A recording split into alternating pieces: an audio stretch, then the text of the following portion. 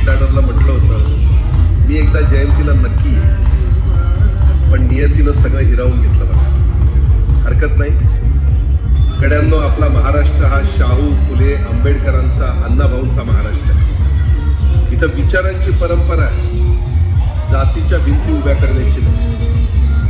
अण्णाभाऊ साठे यांना परिस्थितीनं शाळेपासून दूर ठेवलं, पण शिक्षणाची भूक त्यांच्या मनातून कधीच संपली नाही.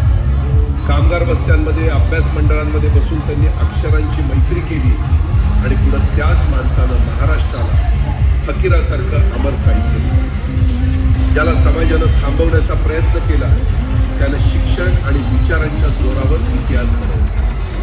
मग आपण कोण? एकमेकांना जातींमध्ये विभागणार? आपल्या मुलांच्या हातात जातीचा वारसा नको, स्वप्नांचा वारसा द्या. रागाचा नाही, विकासाचा विचार द्या. कारण महाराष्ट्र मोठा झाला तो जातींमुळे नाही तर माणुसकीमुळे. आणि अजूनही वेळ गेलेली नाही. माझा महाराष्ट्र जातीपातीमध्ये अडकू देऊ नका. सगळ्यांनी एकमेकांसोबत राहा, एकमेकांना साथ द्या.